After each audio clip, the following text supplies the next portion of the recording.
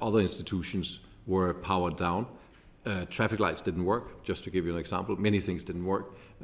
Parts of the civil infrastructure didn't work. So the risk of having literally tens of thousands of people stranded at the airport where we would have nowhere to put them, we could not process them, would have been a disastrous scenario which we could not look into, and which, by the way, was also agreed by the airlines on the day.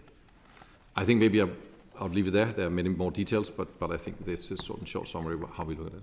Thank you. I'll go to Nigel now. Yes, thank you, Chair. I mean, from our perspective, this actually went back a few days because I'd actually warned Heathrow of concerns that we had with regard to the substations. And my concern was resilience. So the first occasion was to Team Heathrow Director on the 15th of the month of March. And then I also spoke to their Chief Operating Officer and Chief Customer Officer 2 days before regarding this concern. And it was following a couple of incidents of, unfortunately, theft of wire and cable around some of the power supply that on one of those occasions took out the lights on the runway for a period of time. That obviously made me concerned, and as such I'd raised the point that I wanted to understand better the overall resilience of the airport. Clearly Heathrow is a very significant hub operation. It has over 80 airlines operating through the airport. It is the hub for the UK, and it's the major hub for Europe, we contest. And as such, we need to make sure that it is resilient. I mean, it is the most expensive airport in the world with regard to passenger charges. So from our perspective, that means we should actually have the best service, we should have the best infrastructure. Regarding the day of operation, clearly from our members, we had to divert or send back to base 120 aircraft with passengers on board. That is not a light decision to be made in any context. And the consequence of that was when I joined the 5:30 call with NATS, they'd run out of space within the UK for aircraft to divert in the UK. Aircraft were then going to Europe, and then some were even halfway across Europe and we're going back to base in India. So, you know, quite a level of disruption for those passengers, let alone all of the cancellations. There were 1,300 cancellations on the day, nearly 300,000 passengers disrupted by this. Consequence of that was airlines having to fulfill a duty of care. And as AOC, we are responsible on behalf of the CAA to send letters out to our members, make them aware of their duty of care, i.e. that they provide food, beverage, hotels where required, reflighting, refunds as appropriate, and make sure that the passenger can hopefully continue their journey either that day or beyond. Some of those that were landed in Europe, there were challenges with visas, lots of complications that weren't planned, obviously. And then a number of those aircraft and their passengers, or the passengers, were bussed back into the UK at the expense of the airline. So from an impact perspective, very significant. In terms of then running through the day, the biggest challenge was information. Because airlines, this is a global event. When you take out a hub like this, you've basically got ops controls, which are the basically managing the network for the airlines around the world, trying to figure out, right, what are we doing with our aircraft? What are we doing with our crews? But most importantly, what can we do for our customers and how will we serve them to recover their journey and manage the communications of that? So all the airlines take on that responsibility through their ops controls. To do that, they need information. They need information from Heathrow. Heathrow is very good at having community calls, and one of them in the afternoon that I was involved in actually maxed out on Teams with 1,000 participants. Another one had over 800. That was the level of clamouring for information. We'd asked Heathrow to put out emails with a schedule of detail as to decisions made, impact, when further decisions would be made. I think we got one at 1,700, and we as AOC basically put one out after every one of the community calls, just to make sure information was getting out there. Heathrow does have a community app, one on your phone that it's almost a scroll down of updates. But for global communication, that's not good enough. So you need to actually have more structure in the information. During the day, I planted myself into Compass Centre, Heathrow's ops control kind of area, and tried to convey to Heathrow the urgency of getting decisions made, information out. British Airways had let me know that T5 for them was operating and available to operate in the morning. They checked in with NATS that the runway was okay, NATS could operate effectively.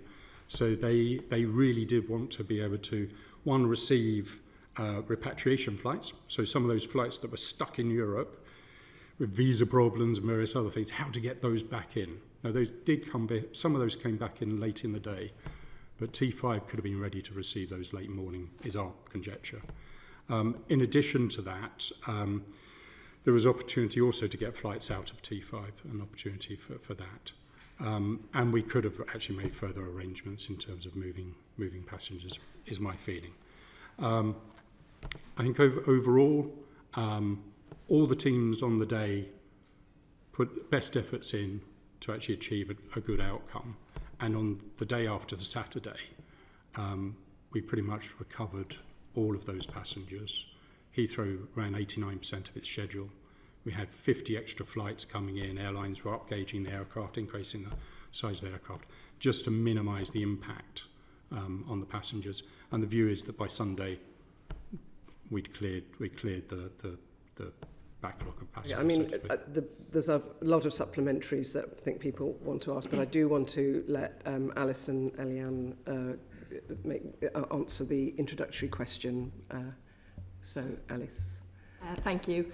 And again, this is a very rare and significant event, and we are very sorry for the disruption that was caused, very significant level of disruption.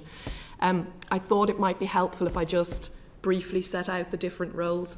There's an analogy that often gets used with the roadways, so you can think about the transmission network, which I run, as the motorways doing bulk power transfer, and the distribution network, SSEN in this case, as the A roads and the residential roads that go right to homes and businesses and provide power.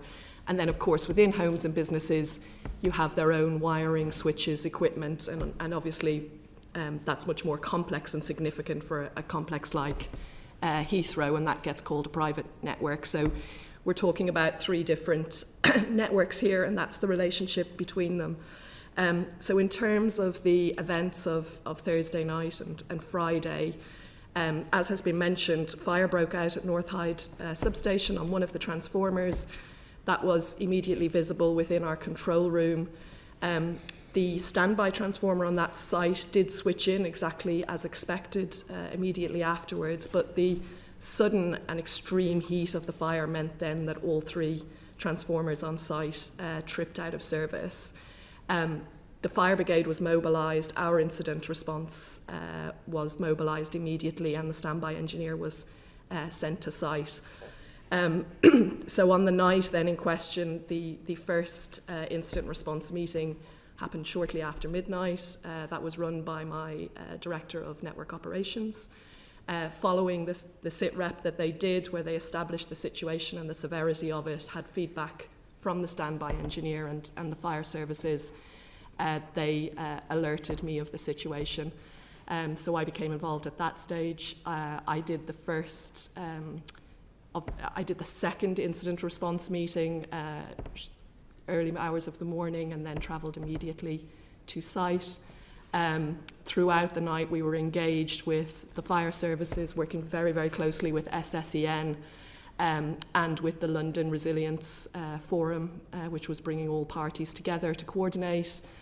Our focus was very much on ensuring the safety of the fire services and our team on site, making the equipment safe and dead to enable the fighting of the fire.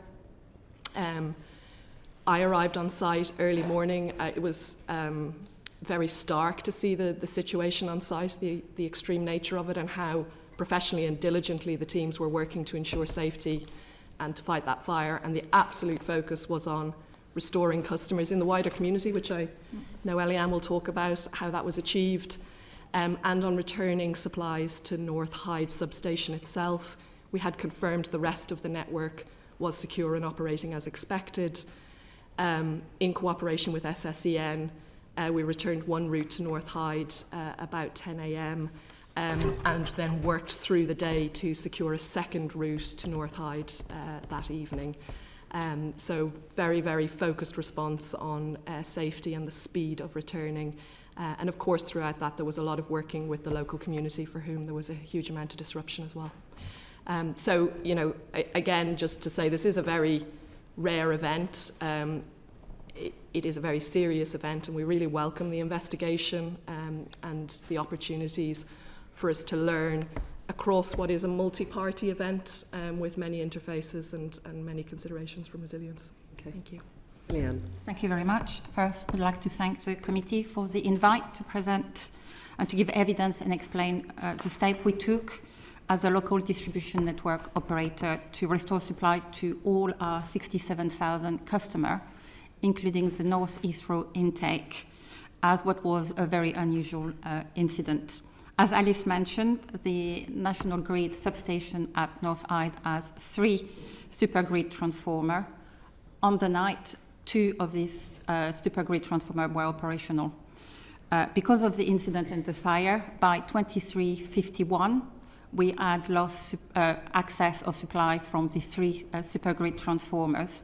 I was called at 23:57, and at that point we initiated our recovery program, which is very well rehearsed. It's very similar to what we do in storm or exceptional event. So the first steps we took are first to assess potential options in terms of what we can do to restore supply. And the way we do it is we restore supply by switching our customer on the network, which means we reroute our network both through remote switching from our control room, and for the lower voltage, then we dispatch workforce on the ground to switch manually. So that's what we did. We also sent a team to National Grid, and we had a member of staff, an experienced member of staff on site within 30 minutes of the incident being declared, which is very useful in order to really give us an understanding of the size of the incident and developed optioneering. So at that point, within the next few hours, as I say, we worked very hard to restore our customer. Within the first hour, we had restored about 62%, 64%, 83% within 2 hours, 91% within 3 hours. And by 4 a.m., we had restored 62,000 customers. The remaining 4,900 customers, as well as the North Heathrow intake, was requiring for us to gain access to the site in order to switch what we call the 66 kV interconnector, who links North Hyde grid supply point to another supply point. So we work with the fire brigade. The fire was very fierce. We gained access to the side of the 60 kV compound at 6 a.m., and we were able at that point to assess that our interconnector were not damaged, and that there was no carbon from the smoke on the asset, which means that once it was safe to energize, we could do it. We worked with the fire brigade, who was very accommodating. As Alice said, it was about making sure it was safe on site for the fire brigade, that it was safe to energize. We were given permission to energize at 9:30 a.m., and at 10 a.m., we were able to start, actually 9:49, we were able to start energization of the remaining 4,900 customers, including Heathrow North intake. We spoke with Heathrow at 10 a.m. and offered them that connection. And then we worked through the day with Alice and her team to make sure that we could also reconnect one of the supergrid transformer, and that was done at 2:22 a.m. on Saturday morning. All our customers were restored by 22:27 on Friday. Okay, thank you. I'll let there you are, sorry. Catherine, do you want to come in, and then that may elicit some other questions from colleagues? Thank you. Yes, I was hoping just to ask Mr. Volby, would closure under these circumstances always have been part of the plan? In the circumstances where we cannot secure the 100% safe operation of the airport, yes. And more specifically in circumstances where you'd lost this degree of power. I know that you've kind of leapt ahead to the assessment on safety, and I understand that. But with this much power, do you think that it was always going to be the case that you would have had to close? Yes, we have 3 inlets. As I said, they each power a part of the airport. So it's not that we have 3 inlets that then power the entire airport. We have 3 inlets, and they each power a discrete part of the airport.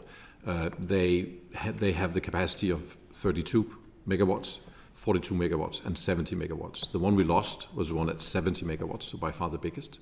That powers primarily Terminal 2, 400 buildings, and our parts of Terminal 4, and our the CTA tunnel that you go through to get into Terminal 2 and 3. So critical parts of the infrastructure.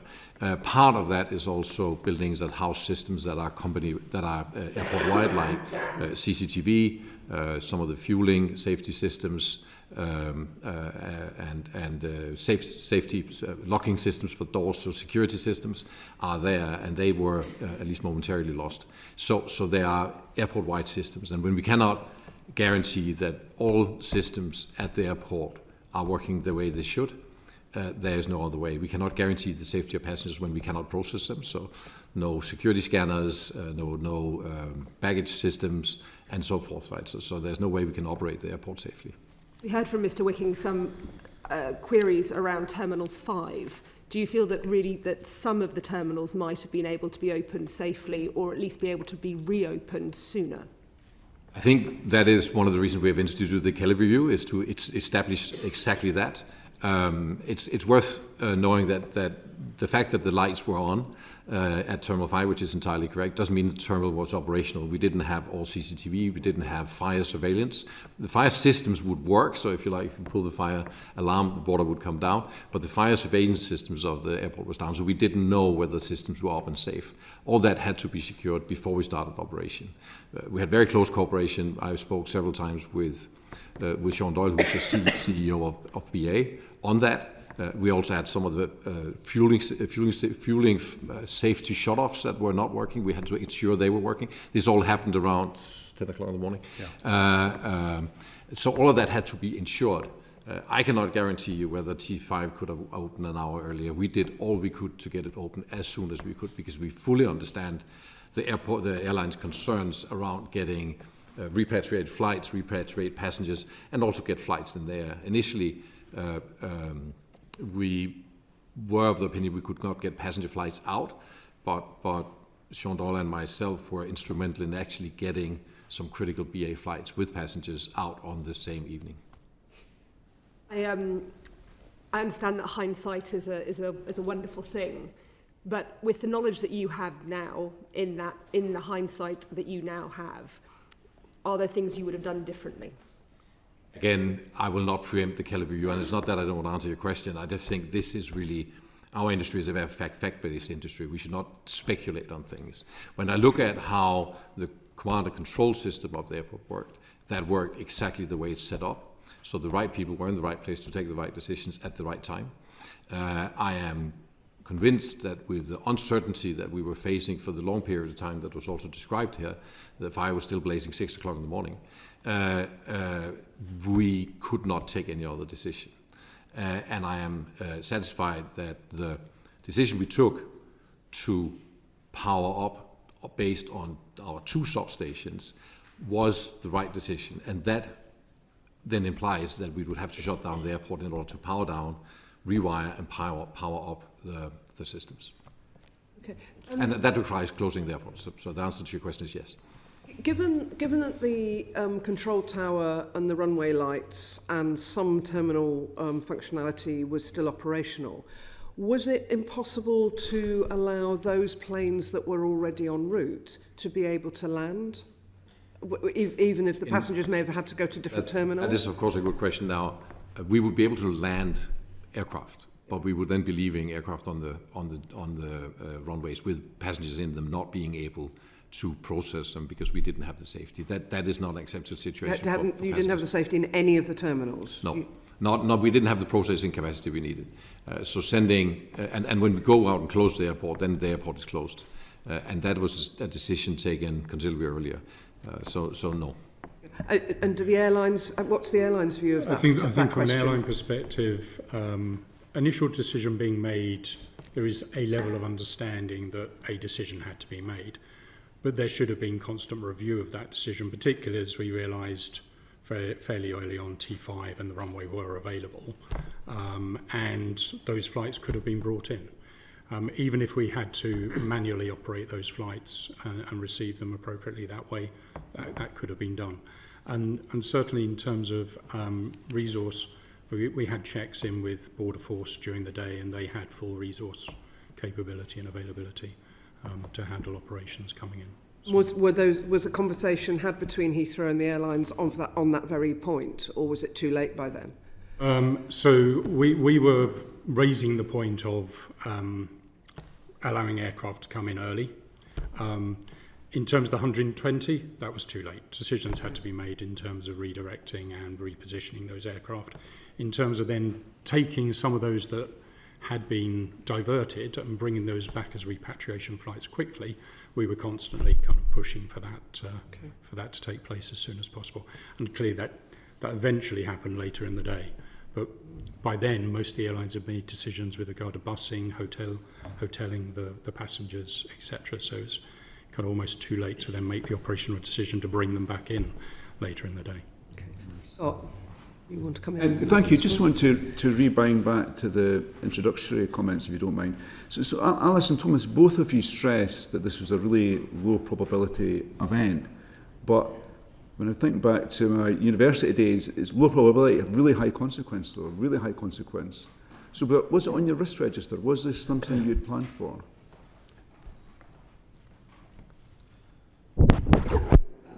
From a national grid perspective, we have full fire risk registers. We understand the risk of transformer fire, which is very, very low. High consequence in this situation. High consequence. And I think one of the reasons we talk about this being such an unusual and rare event is this is the first time a fire on a transformer that we're aware of has had knock-on consequences on the entire substation. In terms of... is that because of the design of that substation, or do you don't know that yet? That is certainly questions that need to be understood through the investigation. For you, Thomas, was this on your risk register? Yes, we have risk registers that include both total loss of power to the airport and partial loss of power to the airport. As I said, it seems such a difficult situation for you to deal with, although it was on your risk register. It is a difficult situation to deal with. It is, as was described here, a very unlikely decision, unlikely event. High consequence. Very high consequence. And that's also why we had a plan for what to do when it happened, and that is exactly what we did, which was switch over to the two we had left. That takes hours, and that closes the airport. But there is a long discussion, and I'm sure that will also come out with Kelly, and I think particularly the NISO survey, I'm looking forward to that, is we acquire, purchase and pay for a resilient setup from our suppliers. Are we then also supposed to have a setup next to that? Then we would have to have a whole power station at the cost of billions for the airlines at our place. So, but your suppliers are just contractors. Ultimately, you're responsible for running off the airport. It's up to you to make sure the contracts you have with your suppliers are correct. You can't just say, well, we're passing this on to our suppliers. I fully agree with that. Yeah. I fully agree with that. And those are also the contracts we have in place. We have our contracts with SSCN are for the three individual inlets. They are for resilient power setups, which include parallel supply lines, which include three very, very big, as I understand it, transformers at the end of it. That what happens should not happen, as also just described. But we have to rely on the contracts we have. And I think the NISO survey, and I think that's a discussion for later, should say, should we have further resilience? But that, of course, comes at a very high cost. And that is the discussion we have to have with airlines, because we cannot make investments without having airlines. So I'm not trying to pass any box here. I'm just making clear what are the responsibilities we each have. And yes, we had a scenario for that, and that was the one we played out. Having all three transformers going down and the inlets going down at the same time gives us the consequences that we saw. Doesn't sound like resilience, though, doesn't it? Do you have a comment? Yes, and that is clearly my concern. This is already the most expensive airport in the world. From an airline perspective, we expect resilience. We expect there to be the capability there and the understanding of when a power supply or an asset is not available, what will you do next and how quickly will you bring it back? Thomas shared with me yesterday that they'd done a 2018 review of resilience and capability, and I said, well, was that shared with the airline community for us to understand the level of resilience you have? And he said, no, that's not for sharing on the phone. And I said, well, I think it is for sharing now because, frankly, we pay enough. And I saw the remarks in the FT. We already pay enough for Heathrow. I don't feel that we should be paying more for further resilience. The resilience should have been there in the first place, frankly. I think we're going to come back to resilience shortly, but Bill, do you want to? Well, looking at the power supply at Heathrow. Yeah, I will do. I mean, as Scott Arthur's just mentioned, the risk register, a related point.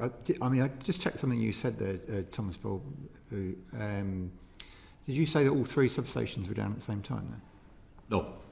Okay. I'm glad we cleared up. One substation. Yeah. No, I thought I heard you say it, and that wasn't. I'm glad you. The transformers. I thought I would give you the chance to clear that up. Yeah. Your 2024 annual report doesn't refer to electrical infrastructure or substations. Was it a mistake not to include it in the report? I think that is a relevant question. I think there are many things we conclude our report. We have many systems. We have fuel systems. We have other systems that are not mentioned. There would not be a particular reason to mention that in our report. Well, we're talking about this very, very serious incident, aren't we? And that's the one that we need to focus on today. So you accept that was a mistake. Okay, thank you. The airport was down for a lot longer than railways or domestic customers. Is it reasonable for airlines and passengers to expect that as far as a single electrical substation would not be sufficient to cause a full closure of the airport? That's probably a question for each of you, but Thomas Volby, perhaps you could have the first go at it. The way our resilience works is that for our safety critical systems, that would be our tower, runway lights, our control center, we have immediate backup that is based on uninterrupted power supply with batteries and transformers to make sure that in an emergency we can take down an aircraft. These are regulated areas where we have to have our own backup. When we come to the remaining part of the airport, so the passenger operation part of the airport, we rely on resilience provided by our suppliers. As we do for fuel supply, we don't have our own fuel production. We have a fuel supply that can be interrupted. As we have a water supply that can also be interrupted. For the for the power supply, we have and have contracted specifically a resilience setup. We pay £135 million a year for energy and the resilience setup we have with our suppliers, which includes, as I said, backup transformers, parallel lines into the airport from 3 different substations. So all of that is supposed to be resilient, and as we also heard, this is unprecedented, and this should not happen. And there is a question about, where should the resilience lie? How far back up the supply chain do we need to go to provide resilience over and beyond what is already in regulation and what has been agreed with airlines? And as far as I'm concerned, it's not about paying more for the airlines, but there's a discussion with airlines because as regulation works, we cannot make additional investments without consulting and get approval from airlines. I think we've got the message. Nigel Wicking, what's your view on whether this was reasonable? So my view is twofold. One, I think there's a resilience of supply into the airport, and clearly we need to have assurance that there is a sufficient power should one of those supplies go down. And recognising this was a fire, there could have been any number of events that could have caused one of the substations to go down. That obviously also is on the security register, etc. My other concern also, though, is within the airport and the resilience and the contingencies for transferring that supply. Should one transformer go down, how quickly can you reroute the power? which I believe is kind of Heathrow's responsibility, possibly with SSEN. But that was what took time. It was that rerouting that was the concern. And a decision to do that at 6 o'clock in the morning, I felt was too late relative to recognising the power suppliers were making decisions literally within half an hour of the event, recognising the impact. Why were we not doing that? Thank you. Aliani Algard, should it have been possible for the system to have been back up and running to give Heathrow full power much more quickly? So, as has been mentioned by Thomas, there was 2 additional intake fully available throughout the incident, and these 2 connections have the ability to supply power to Heathrow Airport historical peak loads. And actually, at the moment, Heathrow, who is currently operating for the last 10 days, is operating from these 2 intake. At the moment, they have elected not to pull energy from Northside. Okay, so Alice Delahunty, why do you think Heathrow wasn't able to be up and running more quickly? You've already said in writing and in the media that the 2 other substations were available after the fire, and that Heathrow had access to power throughout the incident. Why didn't it take advantage of the availability of the power? Yeah, I mean, I think as has been explained, network resilience does rely on the ability to re-switch and reconfigure to take supplies from different places.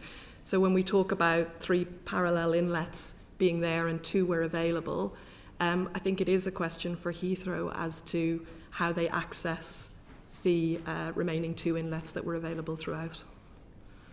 Thomas Philby, your answer to those 2 questions from SSEN and from National Grid. Well, as it is for SSN, we need to rewire, as Secretary Roosevelt said, we need to do that inside the airport as well.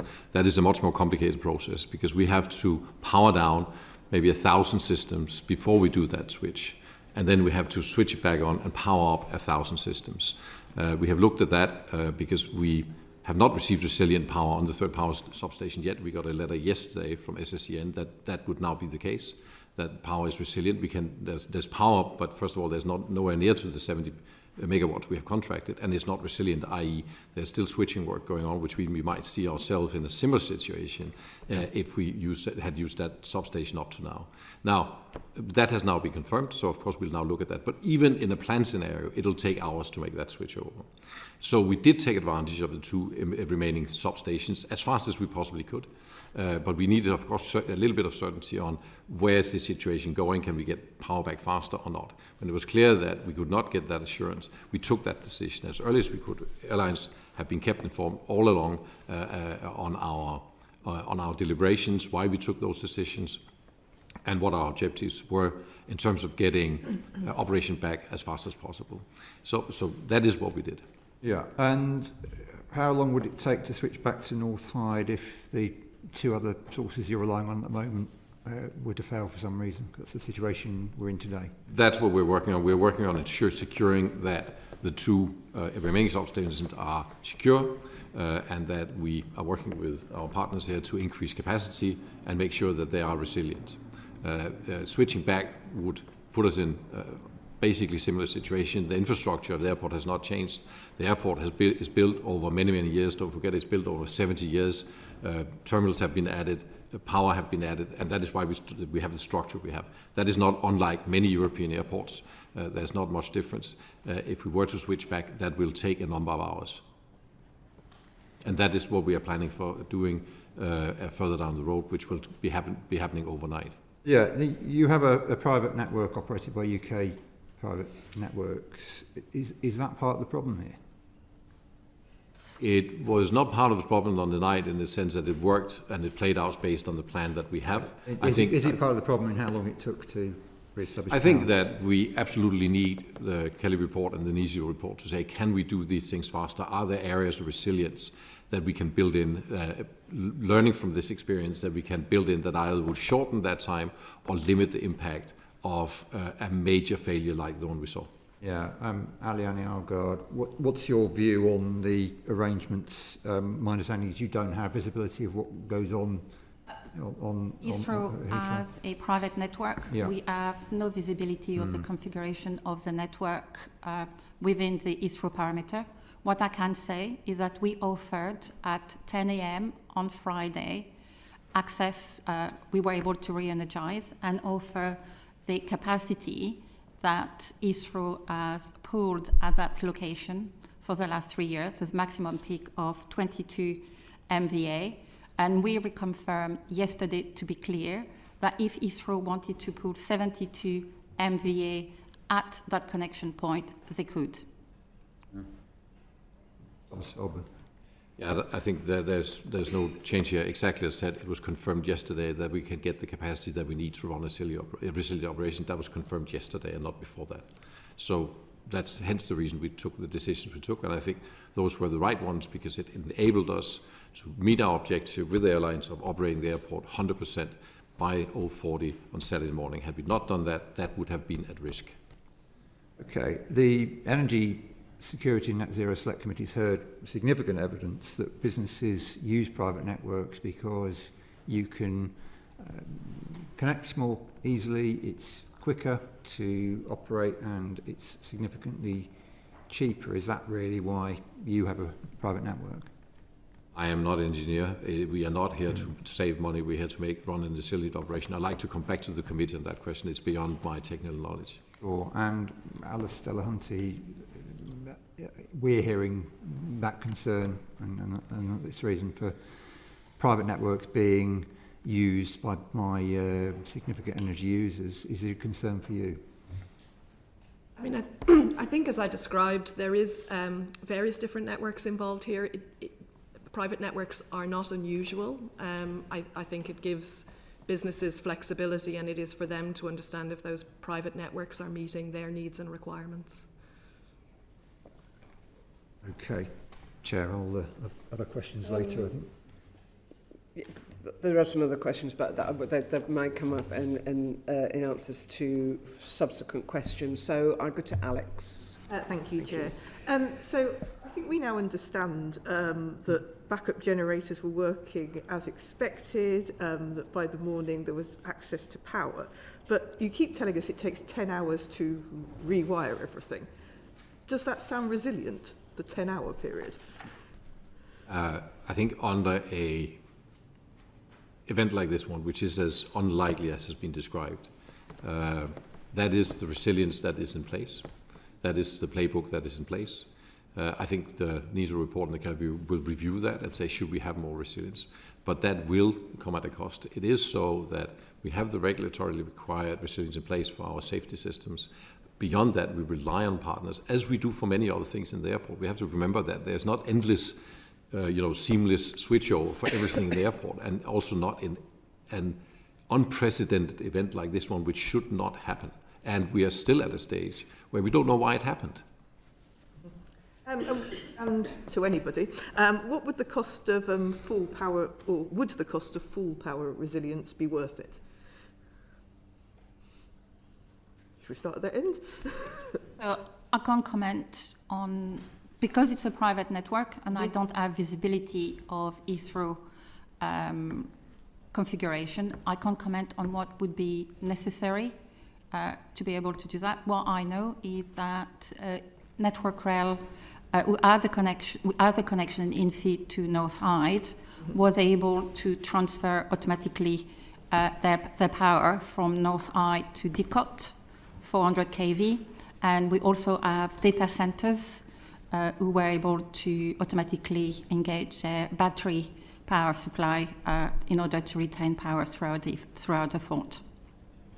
Thank you. I mean, also, not for me really to comment on whether it's worth it for Heathrow, but what I would say is, and they're not connected directly to the transmission network, but we do build our network to what are called the security supply standards, security of supply and quality standards. Those set out the level of resilience in the network. There are options for customers to go over and above that, and those costs would be considered in the round in terms of benefits to consumers more broadly and to the customer.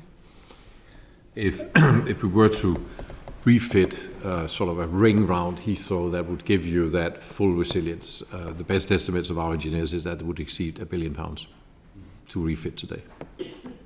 I think from my members' perspective, clearly the resilience should have been there in the first place. And I'm not hearing that there was a lack of power to come into Heathrow. I was hearing that it took time to move that power to where it needed to be within Heathrow. And 10 hours for me were too long. And actually the time it took to make the decision to go into the 10-hour process seemed too long.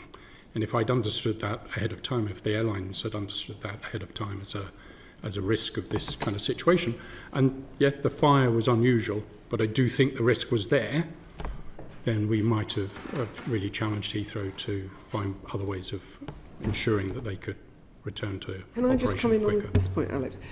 You saved a cost $1 billion to build up adequate resilience, but you're spending billions on new terminal, on remodelling the terminals and even including Terminal 5, which isn't that old. What has the Heathrow board at any time in the last, 10 to 15 years been presented with a proposal to increase the power resilience at the airport and declined to do so? I do not believe so, but I'd like to confirm that to the committee. I don't believe so, no.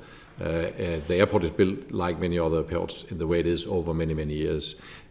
More resilience have been built into the system over time. The connection to Terminal 5, for example, have four separate cables going in.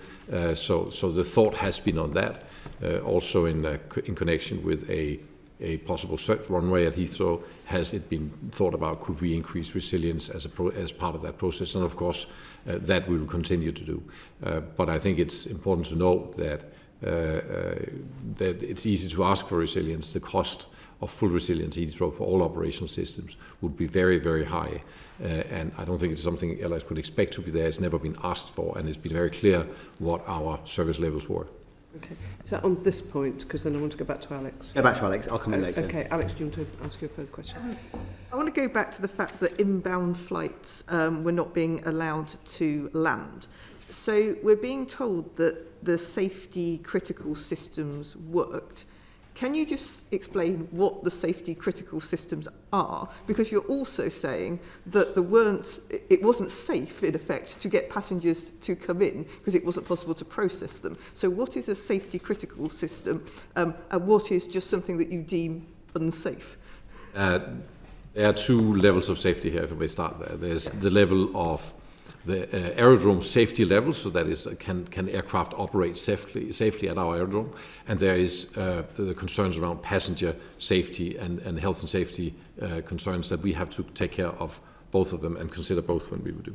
Essential safety systems are things like airfield lighting, the control tower, telephone exchange, the fire station, our control center, fire pressurized main systems, other fire systems, general fuel farm, and so on. These are the essential systems that means that we can actually take down an aircraft and land it.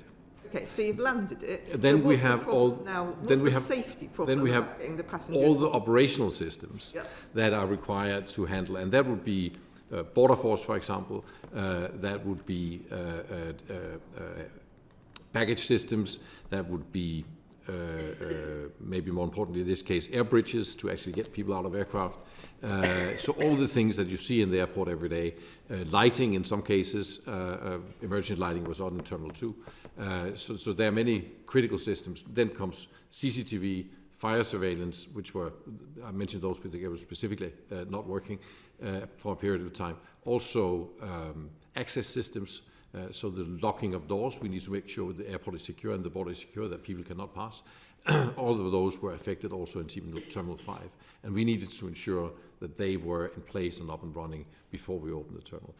As I said, I think it's definitely a question for the Kelly review to ensure that this question is answered in the light of hindsight, because don't forget, our objective number one was for the entire airport to be operational at 0400 the next morning, and the second objective was to make sure that we opened as fast as possible beyond that. And those were both the two objectives, and all focus was on that together with the airlines. Nigel seemed to suggest earlier that some of these things could have been done manually. Would you like to respond to that point? Manually, I don't understand that. Or, Oh, you can say that we should have done things. Or steps instead of Yeah, bridges. I Maybe move people around the airport border force. I think this is one of the reasons we set up the killer review, to make sure that we can ascertain that on the day, it was clearly our evaluation that we did that as fast as we could, with due regard to the safety of our passengers. Could that have done a little bit faster? We will have to look at that, but we are talking, minutes, as in maybe an hour or two. We're not talking longer than that, because I know that systems were out of function. We had a meeting at 10 o'clock where fuel lines were still a question, and we cannot operate without automatic fire switch off on our fuel lines. Nigel, I think you wanted to come. Yeah, in terms of T5, my understanding, both from British Airways but also from being there all day, was that pretty much everything was fine to operate by mid-morning, by 10 o'clock. In terms of the fuel point that's been raised, actually the fueling company actually said that was fine. They could still be operated, even though there wasn't an electronic automatic cut-off. They could do it from the fuel backup process that they had. So that wasn't seen as an issue at all. So I don't think there was any reason for T5 not to be used earlier, i.e. from within the morning period, to receive aircraft and redirections.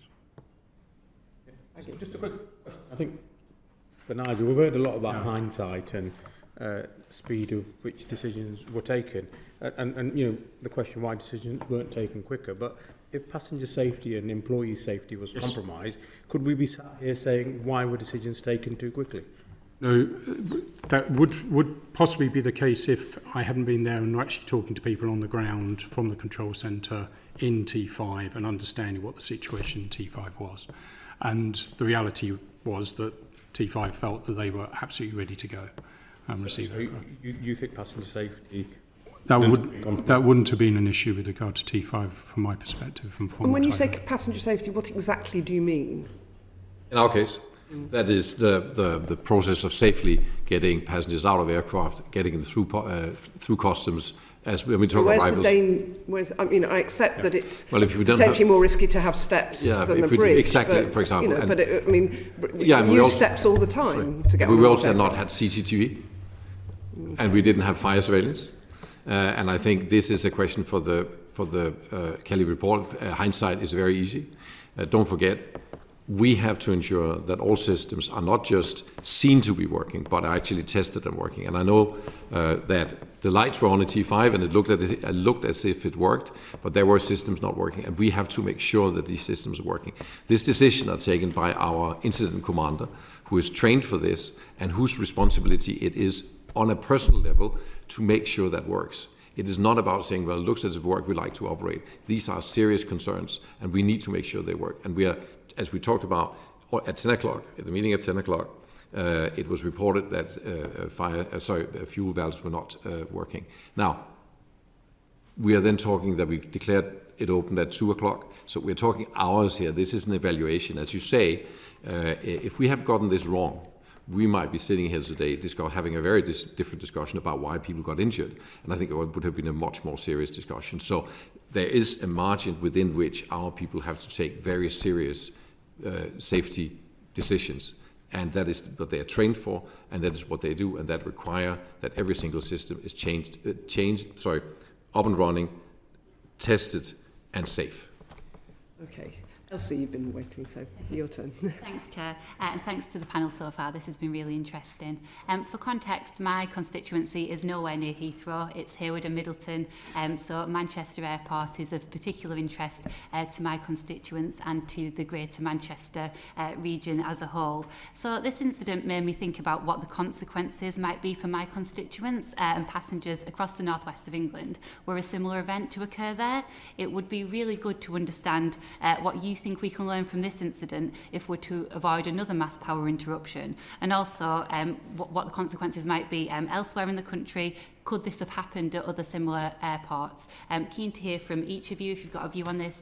Nigel, perhaps you might want to start. Yes, thank you. From my perspective, I think the most important thing is actually having transparency of the risk register, and is this understood to be a risk? And from there, what is the resilience and the business continuity and contingency plans to address such an issue occurring in terms of power supply to an airport? Thank you. Thomas? Yes, I think we should definitely use this opportunity. We have made a short review of airports in UK. They all have the similar setup as we have, hence similar risks.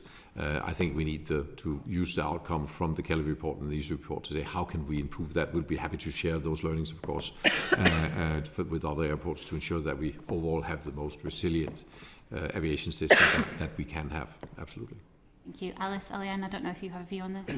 I mean, it seems, excuse me, it seems very clear there is a higher degree of cooperation and visibility needed through the various parties.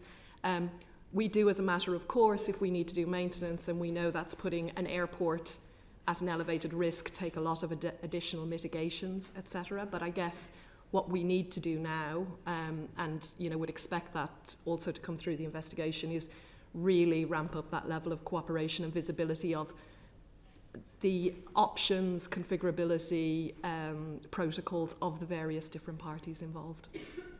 Would be very similar comment to Alice. If I can't comment about Manchester, but we have two other airports on our South license, which is Southampton and Bournemouth. We understand their intake. We are liaising with them to support, to review and support them to better understand their business continuity plan. We do that as a matter of course, for example, with hospital who connect into our network, and we're always available to advise, to provide insight into what to do, or what can be done in terms of driving better business continuity. But we're looking forward to the review in progress to make sure that we learn from them and share the learning. And we're welcoming the opportunity. Thank you. And this might be a question for Nigel, Alice or Eliane, but Thomas, you're obviously welcome to come in as well. Do you think enough is being done by Heathrow and perhaps other airports as well to learn from other critical infrastructure? So, for example, data centres which do have sort of readily available backup sources. Nigel? I mean, clearly from our perspective, we've heard about the data centre reports in terms of the speed of switching. I was interested in terms of that rail example, in terms of the speed of switching. So I'd want to understand better as to where the opportunities lie in achieving that. Clearly, as I've said before, though, we already spent a heck of a lot of money on Heathrow. So I wouldn't be seeing this as an opportunity for Heathrow to kind of get another £1 billion on its regulated asset base. Does anyone else want to comment on that? I think it's definitely an opportunity we need to look at. I think objectively there are fora for infrastructure and so on, but this is something we should take the opportunity to learn. I think, just at the comment, you cannot compare Heathrow Airport to a data center. It is much, much more complex at the airport than a data center, which runs a fairly generic and sort of consistent operation, whereas we have thousands of different kinds of systems, including mechanical systems that have to work and so on, and that is just a more complex operation, and requires, don't forget, just for Heathrow, we use as much energy as a small city all the time. Perhaps the only, data centres might not be the only example. Sort of the chair of the National Infrastructure Commission, you might have seen, recently suggested that we should be ensuring that resilience is built into lots of, significant infrastructure by embedding national resilience standards across the board, whether that's digital or energy or transport infrastructure. I wondered if you had any thoughts on whether more government oversight might give more confidence to passengers and operators about, a level of service that they can expect. This was obviously a very rare incident that happened, but do you think something like that might be useful? Alice, I don't know if you want to come in on that one. Yes, I mean, reflecting on your last question as well, I mean, for those that connect directly to the transmission network, we tend to have quite focused discussions on resilience and opportunities. And I think, last year, as part of the National Energy System Operator coming into government, they set up what's called OREM, the Office of Resilience and Emergency Management. And, I think there is a real opportunity there to look more holistically, especially as the uses of electricity are changing through decarbonisation agendas, etc. The lines of the lines of the industries and those using energy are blurring, and therefore there is this opportunity for far greater collaboration, visibility, full system looking at the resilience question. Sorry, just a final bit from me. Has anyone else got a view on this, about whether this can be left entirely to the market?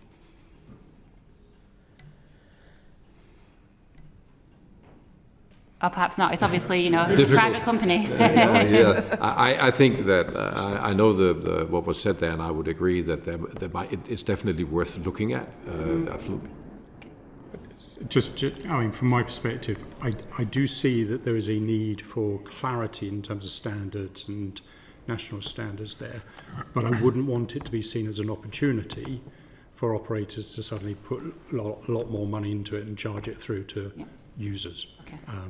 As part of that process. For me, it's part of this should have been part of the hygiene factors of running an airport. Many of us are realising we don't know enough about electrical engineering. Alice or Eliane, Thomas just said you can't compare Heathrow's electricity uses and needs to that of a data centre. Is he correct? This is correct. It will be, as I say, they operate. Heathrow will be like a mini grid, and therefore they will have to. That's why they have, I believe, a private network operator supporting them to manage that network. As I say, I do not have visibility of how the network is configured. We are very clear, like for transmission, we operate to very clear standards in terms of level of resilience to our asset and substation. And I can confirm that all of our sites, which feed into 3 intake to Heathrow, are operating to well above the national standards. Because the data centre that's very near North Hyde substation didn't go down because it had built-in resilience, and there was no what we would call a power cut there, that I understand that's because data centres build in that higher level of resilience. Is that easy for Heathrow or an airport to compare to do, or more tricky because as Thomas said, it is a more complex system? Could you give some sort of layperson's explanation on the difference? I mean, I think Heathrow's engineers will be much closer to the complexities of their own private network, but I think in very simple terms this is a difference between sort of new build, single use of power, and retrofit to something that has evolved and been built over time and is over a very large space. So it's a complexity of retrofit versus a new build. Is a very distinct difference between the two cases. It's more which generation it is as opposed to the technical difference between the two, or is it a bit of both? Well, I think the other thing that is different is that data centres have, not to oversimplify data centres, but they have one use for their power in one compound, as opposed to, I mean, I think you referenced 400 buildings, many different systems. So I think there is a different level of complexity and diversity of the assets you're dealing with in an airport versus a data centre. Did you want to come in? Yeah, thank you, Chair. But I can see how, having the capacity within the airport perimeter or the resilience to always operate no matter what, like a data centre, would be incredibly expensive. But I guess falling well short of that, you could build into your systems, Thomas, to have capacity to run, to receive flights at a much reduced level, perhaps to cater for the flights that are really close to the airport so they're not having to divert long distances, etc. That is a kind of halfway house, isn't it? So it's not about having this bare minimum service. You can operate at some reduced capacity which meets the immediate needs, some skeleton level of activity. Is that being considered, or is that possible? I would understand what I mean? Perhaps just have Terminal 5 up and running quickly. I would not rule it out. I think that is definitely a question we should ask in the Kelly review. It's also in line with the 5-point plan that I mentioned later, that we will go into that, and are there areas where we should find sort of a halfway house, as you call it, and we will definitely engage with also our airlines on that. And I'm not going to talk about money all the time, but that comes as a cost, as was also said. Retrofitting a full, resilience would be hugely expensive. We can obviously have that discussion. We want to do what our customers want us to do, and that is what this is about. And the failure is hugely expensive as well. But the problem is that the failure that occurred is hugely expensive as well, both to the airlines and to the many people who are on business trips, etc. You're entirely right. And when we talk resilience, in general, will always be a balance between the level of resilience and the investment that goes into it. And that is a risk evaluation, which is not 100% science. Sorry, I got distracted. Bill, you want to come in? Yeah, thanks, Chair. I just wonder whether there are other airports elsewhere in the world, perhaps much more modern ones, that have this greater degree of resilience. I know one, which is Hamad Airport in the Middle East, which is a brand new airport with a very high level of investments. It's a much smaller airport than Heathrow, but I know of that one. Yeah, and But how long has it been operating? Sorry? How long has it been operating? Oh, I don't actually know. 8 years, 10 years. Years, okay. And have you looked at it as to see what lessons you can learn from what I think is implicit in your comment that it's best in class? Yes, we will do that. We have. You haven't done so far. No. That would have been a good idea, wouldn't it? Okay. I've got some more. All right, I'll come in after your one then. Okay. Questions. Eliane Argard, you mentioned again the fact you can't see behind the connections. Should you be able to?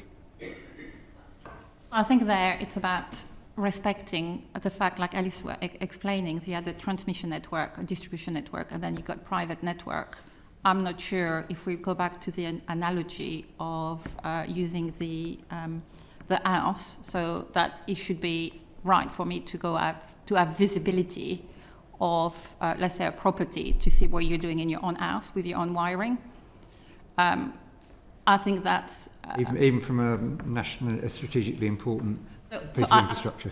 I think there it's potentially. I'm sorry, but the analogy doesn't stand up. I think there it's about respecting role and responsibilities. I think the review, both the NISO review taking place and the Kelly review, might find that actually we should have greater visibility for asset of national infrastructure, but at the moment it could be seen as, a company interfering into the private matter of another company. So it's about respecting this role and responsibility. But we're more than happy to work with Heathrow and the private network operator to see how we can help, we can work together to improve resilience. And actually, as we speak, through DESNES, another group, we're currently working on looking at that type of question. Yeah, Nigel Wicking, I suspect you took a slightly different view there. Yes, thank you. I mean, from my perspective, it's really important to understand this is a piece of key national infrastructure, and as airlines and consumers, we don't have that expertise to understand whether Heathrow saying it's resilient is resilient.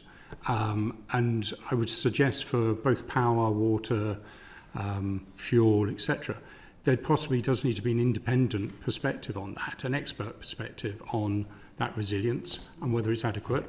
And that should be shared with those who are using the airport as to whether it's adequate for them, because clearly a data recovery was not good for us. Thank you. That's helpful. And to this point around that, Elsie Blundell mentioned actually about the role of implicitly role of the public sector. What should government and industry be doing together to mitigate the risks and effects of power outages that obviously have the potential to cause so much disruption as we've just seen? Yeah, I think there's a big question there as to resilience. So yes, there should be hardening of assets that provide power into national infrastructure such as this, but I think the resilience is the big concern that we would have as a community, of users, and having that assurance through a body that government actually says is the right body to do that assessment is a good thing. And do the rest of the panel have anything to add to Nigel Wicking's comments there? So as an industry, we practice for major events on an annual basis, but it's mainly, I guess, more like utilities. We had, for example, last year we had Oak project where all different type of agencies and utility company rehearse potential catastrophic situation. Potentially what we need to do is to look at involving more private network in this type of discussion, and I'm sure that something we will review as part of the NISO review, to say when a private network like Heathrow, who is recognised to be critical to the UK, should be included in that type of rehearsal. And Alice Delahanty. I mean, I would absolutely agree, and I think these are the important questions that will be asked through the reviews that are done. I don't think there's easy, obvious answers around, for example, your previous question of visibility into their network.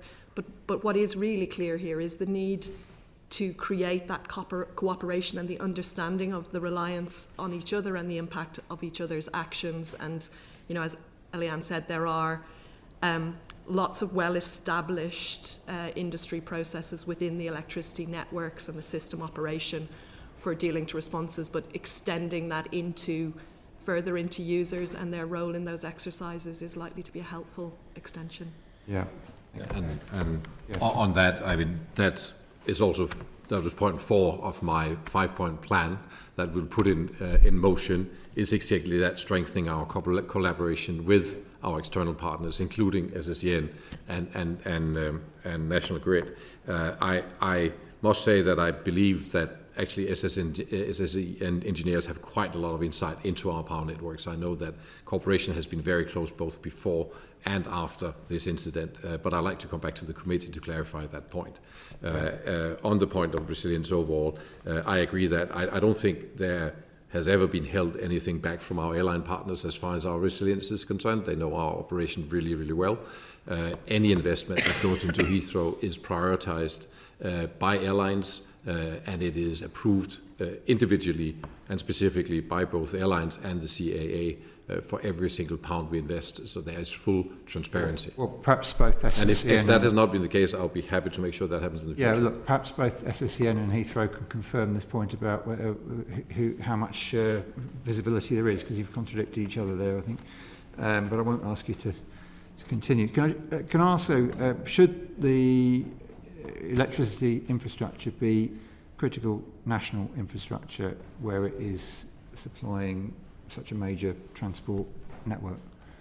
Sorry, could you repeat the question? I didn't hear the first part. Should the substations, should the supply into something as significant as Heathrow be critical national infrastructure, regarded as such? I think that given the fact that Heathrow is critical national infrastructure, it would make good sense, and maybe the NISO report can look into that, good sense to say, so which critical supply chains are then potentially also critical national infrastructure, to make sure that there are the right level of resilience.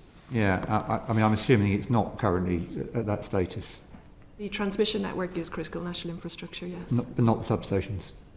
As far as the transmission substation, I'm unclear on whether distribution... Or specific substations because of the importance of certain... The three we're talking about are they critical national infrastructure? We consider the transmission network as a whole critical national infrastructure. And we work with government on the security levels and the standards associated with that. So as far as you're concerned, substations are? Yes, right. Yeah. Okay, thank you for that. Can I just confirm... Maybe to build on that? Yeah. There is also a delivery obligation from the power networks to Heathrow. There are various levels of priority, and we are a priority one, and that is the confirmation we got yesterday morning from SSEN that we would be prioritized.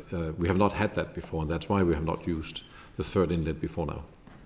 Okay, and my final questions certainly on this section, Chair. Can you confirm that overloading of the network wasn't the cause or even a factor, and that as the grid expands with the government's Clean Power 2030 agenda, this will not be a cause for concern? Yes, I can categorically confirm there was no overloading or overcapacity in the area. The topic you hear discussed is the long lead times to connect, because it takes time to build up capacity, and that is what you hear discussed. There is currently absolutely no question but that there is sufficient capacity in the area. Yeah, and there's no overloading because you're under pressure to make those Absolutely connections? not, and certainly not in the middle of the night at the time of this incident. We were well below capacity across the entire network. Yeah. I can confirm, we've checked, the distribution network was operating at less than 30% of its maximum capacity of Northside substation. Okay, and likewise you have no concerns around future grid connections and the effect they will have? Exactly as Alice expects, we operate within very rigorous standards in terms of what we can allow to connect onto the network to make sure we protect existing connectivity. Okay, yeah, because from West London we've known for some time that the grid capacity challenge is affecting new developments, but thank you for clarifying that it wasn't a factor in this incident. But actually, for Heathrow, given you're part of the West London development pipeline, you're increasing, you're building out at the existing Heathrow terminals, and obviously you've got plans to build a third runway and another terminal. And you're a major member of West London Business, which is the organisation which has been pushing on this issue for some time. Are you concerned that there's sufficient capacity for expansion? The short answer is yes, we will need more power at Heathrow Airport, and we are planning for that. We will need more power for the green transition, and we'll need more power for a third runway. We have already applied for a connection to the national grid directly. That was done a few months ago, and we have paid our fees. I understand the waiting time is about 7 years, so there's a long waiting time. We will need about double the amount of energy that we have today to accommodate the projects that you talk about. Okay. And would that, having additional energy, also reduce the chance of an outage such as you had the other week? There were already in the previous, if I can call it that, third runway project, thoughts about how we could improve resilience in various areas as building out when we make these big investments, and that will naturally be the case again, yes. Okay. I've actually got one more question, sorry, yeah, I'd forgot. The Joint Committee on the National Security Strategy published a report in 2022 saying that power outages have the potential to cause widespread economic and societal damage. Have any of you been looking at the work of the JCNSS? Did you, and Heathrow in particular, did you consider its findings? I don't know exactly that report. I'm sure we would have people looking at it. We have looked at many other reports that I can quote from, but not this particular one. I don't know it. But it is true, and we have also had a report from, that we have considered, which was the, let's get the right one here, which is a sort of similar concern that is brought up, that has been considered, and which I, by the way, agree with. There was a report from the National Infrastructure Commission 2023 raising similar concerns, and that report has been looked at, and I fully agree with that. As I said, Heathrow to expand will need double the amount of power that we have today. Yeah, thanks. Yeah, the two reports are consistent. You're correct. Nigel Wicking, is this something you've been looking at? No, it hasn't. Okay. I'm participating in the security exec group at Heathrow, and that hasn't been shared at that group. Okay. Thank you. Thanks very much, Bill. Steph, you had a specific just to build on that question point about, going back to on the night. Yeah, West London expansion and the potential need for significantly more power. I'm interested in who is going to be responsible, who is responsible now for the security at those substations. I think there's some question about exactly which part of the apparatus is critical infrastructure, which isn't, on a site-by-site basis, I guess. But whose job is it to make sure that the sites are not able to be accessed and that this sort of thing preventatively doesn't happen? Oh, sorry, and there's the external access, but also there's been questions raised about the proximity of the two transformers to each other and the lack of a wall between them. I mean, where does the responsibility lie, and what between National Grid and SSE, and key stakeholders, do they have any influence over those decisions and those policies? Thank you. So within the substation that gets referred to as North Hyde, there is the high voltage compound and the low voltage compound. National Grid Electricity Transmission operates the high voltage and SSEN operates the low voltage. Yeah. So for the security of the high voltage compound, National Grid is responsible. We work very closely with the relevant government departments and agencies who determine the security level requirements per substation, and we rigorously deploy those. There are different categories. Of course, I'm not going to go into the details of that. That's confidential information. But we apply the standards that are provided for the rating of the substation, including North Hyde, which was secure. Then the low voltage compound is operated by the distribution network, and they will be responsible for the security of that. And we operate to the same standards in terms of making sure our sites are kept secured throughout our network.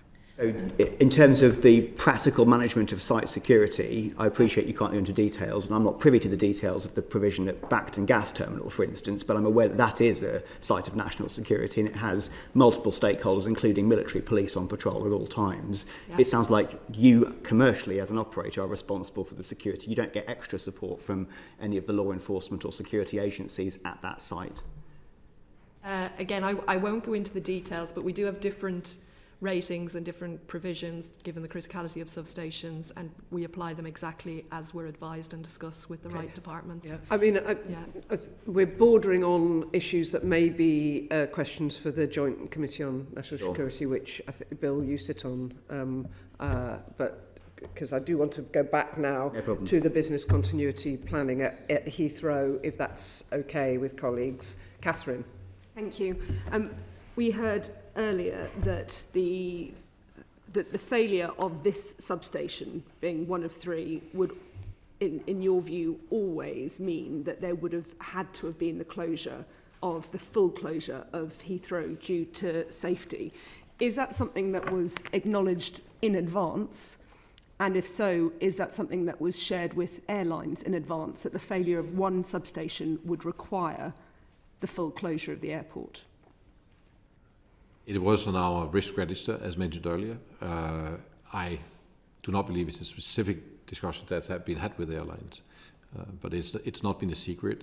It was reported to the Ministry of Transport in 2018, very specifically, that these were the issues. These were the let me bring that up. That these were the systems that were backed up by individual. Hold on, where's that? Yeah, so the systems I mentioned earlier, the CAA control tower, the airport telephone exchange, main fire systems, and so on, would be powered up by generators and uninterrupted power supply. And the comment is, in summary, this would give us capability to deal with immediate safety concerns, but not continue operations due to passenger disruption. So that was a known fact, and that was reported to the ministry in 2018. And just because I can't see that in front of me, but the point that you're saying, that means a full airport closure. Yes. When you say we cannot operate passengers safely, we cannot operate. And so was it then just considered that the risk is so low that it was worth taking in that sense? Because I think obviously this was a specific fire, but I think as Mr. Wicking has raised, there will be other potential threats to substations. Yes, and they are of course considered, and Mr. Wicking mentioned a specific example which I'm well aware of, and we did a full security scan of all our, this is a much smaller substation we're talking about. It's not the kind that we are talking about that went on fire. And we did a full security scan together with the relevant police authorities and made sure that security for those areas live up to the standards that are there. This was a theft of copper, but of course we need to consider anything that could disrupt our operation. Considering the range of possibilities that could take out a substation, do you think that it is appropriate for nationally critical infrastructure that risk is one that is deemed enough of a risk to take that gamble? I think that as a customer of the power companies, we need to be able to rely on the contracts that we make. And as I said, that's true for water, that's true for fuel, that's true for many other things. That said, we of course consider all the risks that could hit the airport, irrespective of responsibilities to look at all those risks. And that is what we have done. And that's why we had a playbook that said, how do we handle such a situation, which is highly unlikely and which shouldn't happen and which is unprecedented. And in that situation, that was the solution that we had to bring us safely back to full operation on Saturday morning. Does that mean we're left in a situation where the risks that were taken, the planning that was put in place, is one that means that passengers and the airlines are having to pay for that risk? In what sense, sorry? Well, obviously, I think a lot of passengers pay for the consequences of that risk. The balance is, and will always be, and I think that is what we should discuss in the Kelly review and in the NISA review, what is the right balance of those two concerns, which is investment cost. And as you can, Mr. Wiggins said, Heathrow is a costly airport. There are many good reasons for that.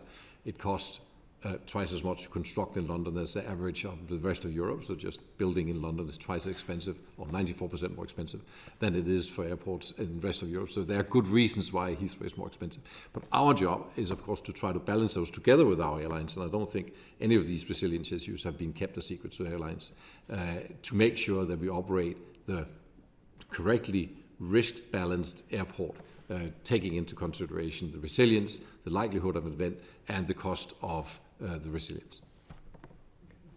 Scott, did you have a quick supplementary on something Thomas just said? Yeah, just as an aside, you mentioned that you wrote to the Ministry of Transport in 2000. You mentioned that you wrote to the Ministry of Transport in 2018 around the nature of the power connection to the airport. Did you receive or expect a response to that?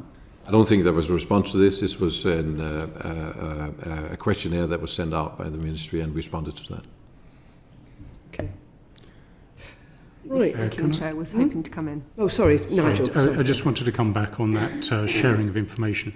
As I mentioned earlier, I raised the risk with Heathrow myself off the back of other events and recognising the potential impact. In terms of cost, this has cost the airlines £60 to £100 million. It's difficult to actually quantify yet, but it's cost a lot.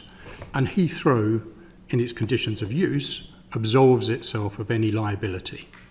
You know, if there were death or injury, that doesn't occur, but for any operational failure that Heathrow has, they completely absolve themselves of liability in the conditions of use.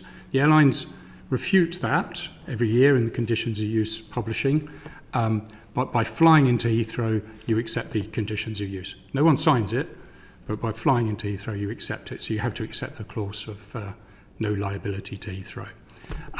So firstly, unacceptable that hadn't been shared with us in terms of the detail of what risk appetite they had to take on substations. And secondly, we suffered all the cost out of this, and clearly the passengers in particular did. So just for absolute clarity, is your view that you weren't aware and the airlines weren't aware that the failure of a substation would have meant the closure of Heathrow? No. Thank you. On that point, I would obviously like to come back to the committee. I've been in position for a little more than a year, but I don't see any reason why this information should not be shared. I would also like to say the substation that is mentioned is very, very different from the substations that we are talking about here. That was in question earlier. That's a much smaller substation. It's a Heathrow substation, and it is secured in the way it should be. Okay, can I just establish the conditions of use that you talked about, Nigel, yes. Which in itself I think is worth further questions, but we probably don't have time today. Can I just understand, are those conditions of use arrangements unique to Heathrow or unique to UK airports? Unique to Heathrow. They are Heathrow's conditions of use that are laid out for airlines using Heathrow. It would include the charges, it would also include operating parameters, etc. And liability for costs when things go wrong. Yes. Okay, thank you. Steph? Can I make a comment on that? Yeah, go on. It's, of course, Heathrow's conditions of use. They are in line with all other airports in Europe. I had this specific discussion with the CEO of Virgin and the CEO of BA a couple of days ago, and they accept that the conditions of use at Heathrow are in line with the conditions of use of most of the big airports in Europe, including Copenhagen, where I was previously. So this is standard terms of use. I know that airlines, of course, do not like the way it is, but this is the way it is in most of Europe. I just find it incredible that an airport can absolve itself of any liability whatsoever. But is Thomas correct that they're similar to other European I haven't seen airports? that evidence, but that may be the case. Okay, It doesn't mean it's right. Something to probe. Okay, Steph. Thank you. I think we all appreciate the elucidation you've given, Thomas in particular, as to the approach to risk management. I think we accept that risk management is about balancing convenience, cost and risk and safety. And I think I wanted to put on record the fact that we're having this type of discussion clearly has relied upon the operational excellence of a number of players, including those represented today, on the response to the events themselves, which I also appreciate the detail to which you've gone into. I do appreciate, Thomas, that you're a business, you've got commercial confidentiality, duty to shareholders, etc. I'm keen to understand a bit more about how the balance sheet reflects the approach to risk management. How much is spent each year, not on the fun stuff that brings in more passengers, but on the boring stuff, the maintenance side of things. And just to sort of draw people's attention, we found a report by a consultancy firm called Jacobs in 2014, which did connect the potential for power outage, even briefly, to have very significant effects across the entire airport. And I know that you said that in your knowledge there hasn't been a board discussion specifically to turn down an investment proposal for something like an on-site ring main since then, but can you still give us a ballpark figure of how much is spent on the sort of boring maintenance stuff each year, and what's been done since that Jacobs report specifically around this issue? With the caveat of defining what is the boring stuff. Yeah. We are currently investing about 1 to 1.1 billion pounds a year. Yeah. At least half of that about goes into maintenance improvement of the current airport. So you can say we're looking at least £500 million currently going into what you describe as the more boring stuff. So the £1 billion sort of on-site ring main thing, that's sort of it's a large, very large investment, but it's not sort of logarithmically out of step with what you're spending, for example, in a typical year on this sort of thing. No.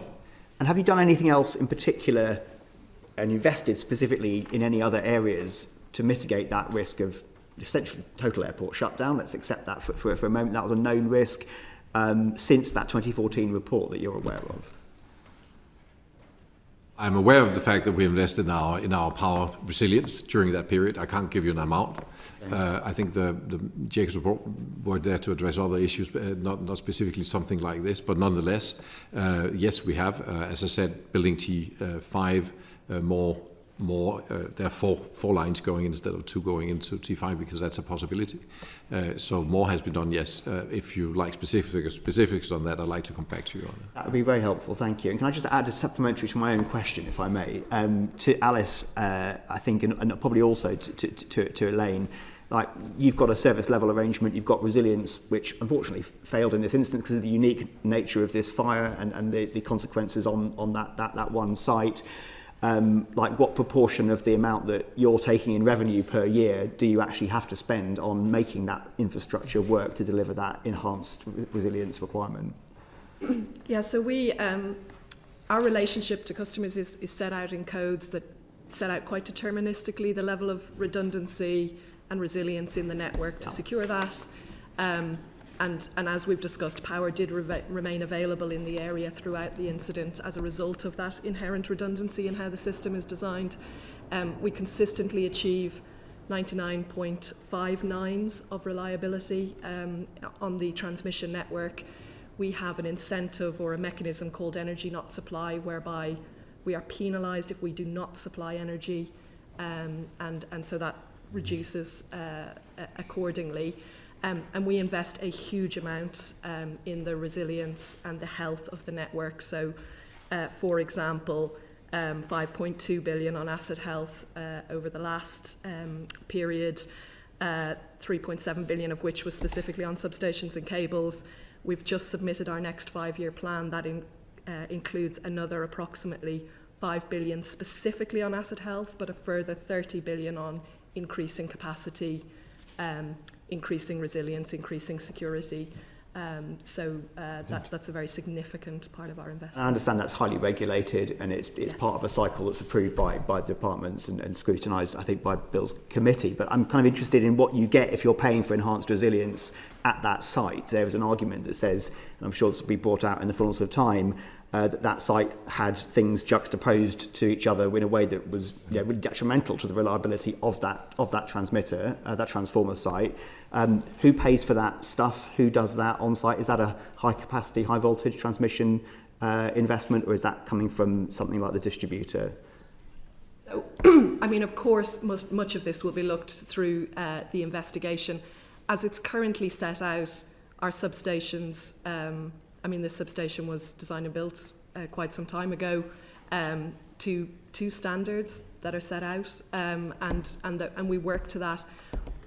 As I briefly described earlier, where customers want to connect directly to the transmission network and they want very substantially increased levels of resilience beyond the industry codes, they can request and discuss that.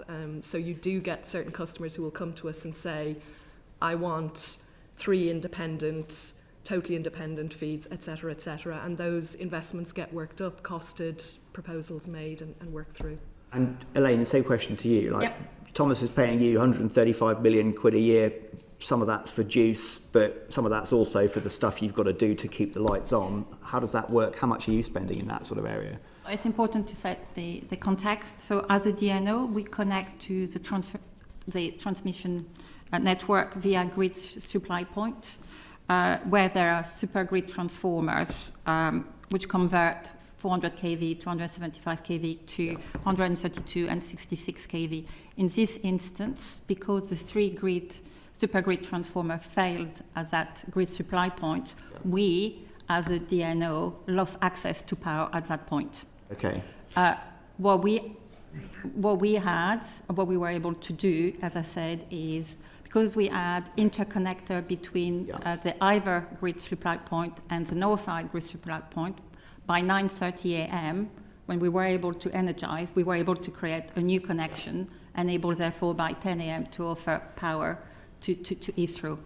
I think that it's also important to reconfirm that we're very transparent with businesses who connect on our network, that a firm connection is not a guaranteed of supply of electricity, but rather it's a connection which has which has double circuit rather than one single circuit. And that for that reason, that, for example, data centers or the like of Network Rail would have alternative business continuity plan to be able to maintain continuity of supply. So, and also important to stress that for our own network, we operate to very clear standards in terms of the level of resilience we have to offer and to maintain. And to answer the next question you were asking, we spent 2 billion over the five-year control period between 2023 and 2028 to maintain that level of resilience, but also upgrade our network to be able to meet net zero. None of that money was spent at that transmission side. So, as I said, that grid supply point is owned by National Grid. What our asset was the interconnector to connect these the 2 grid supply points, and it was available as soon as the fire brigade gave us the green light to energize. Yeah, and Alice, none of that national infrastructure investment was specifically spent at this transmission site. I have not checked how much was spent at North Hyde. I mean, all sites are in a continuous maintenance, inspection, investment cycle, so I would have to come back with the specifics of investment on North Hyde. Lawrence, did you want to come in at this point? Quickly, thank you, Chair. I wanted to return to contingency planning, and my colleague referenced the 2014 Jacobs report, which set out some generalised warnings about the risk of electricity outages. Down the years of contingency planning at Heathrow, was this specific scenario with the complete failure of the North Hyde site identified as a risk? And if so, on the night of the 20th and the 21st, was a contingency plan that was prepared for that eventuality followed? Yes, to both questions. We have a plan for a total failure of power at Heathrow. We have a plan for part failure like the one we saw, and the plan was executed the way that it was laid out. And excuse me, I think just to also to comment. Sorry about that. Comments made earlier.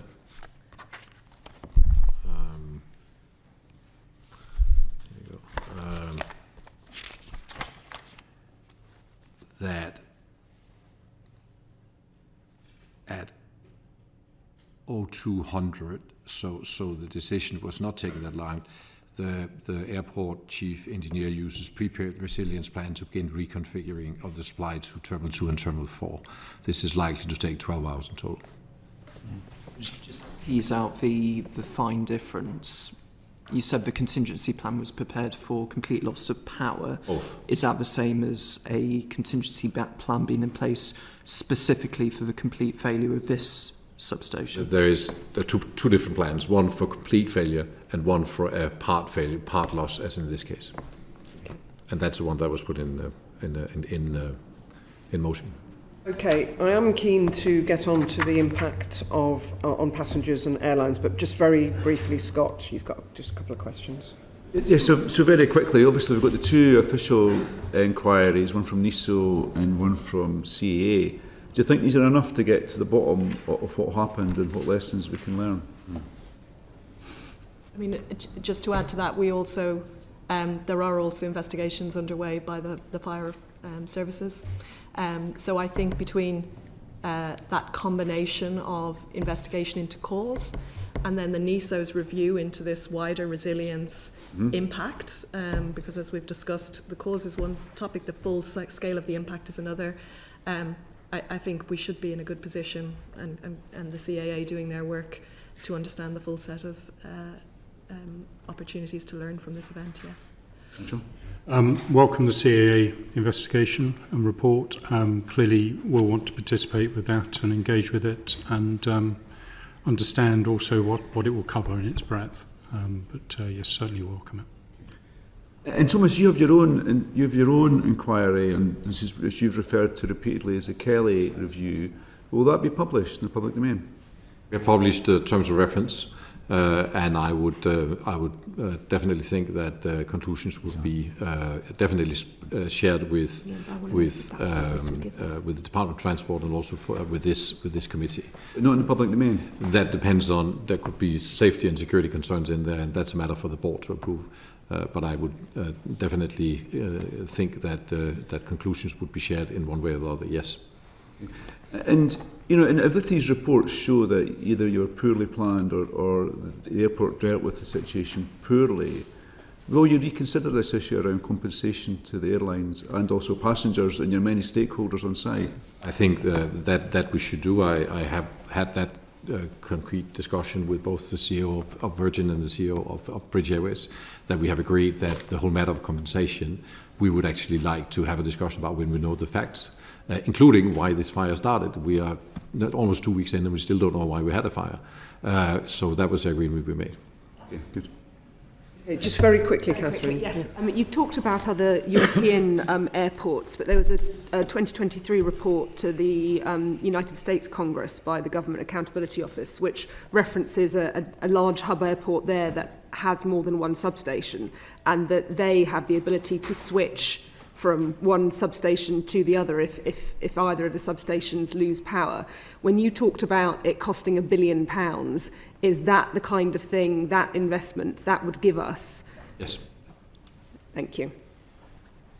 Okay. I should say that £1 billion is a very sort of broad stroke in terms of numbers, right? But we're not talking about £100 million, right? Yeah. It is a very, very big investment. But that investment would mean that is the kind of thing. If either failed, if any of the three failed, you could just switch to another automatically. What you do is you build a ring, and every building and system and machinery takes power from that ring, and then you built the power supplies into that ring, so they, you know, the ring doesn't go down, and then you actually have the supply. That's the principle that you would have. So other airports elsewhere in the world are able to do it, but it's prohibitive for you. It would be prohibitive for you to do it, where other airports have been able to do it. Is that your? I don't see it as being prohibitive. I see it as being highly costly, because we have an infrastructure that is built over 70 years.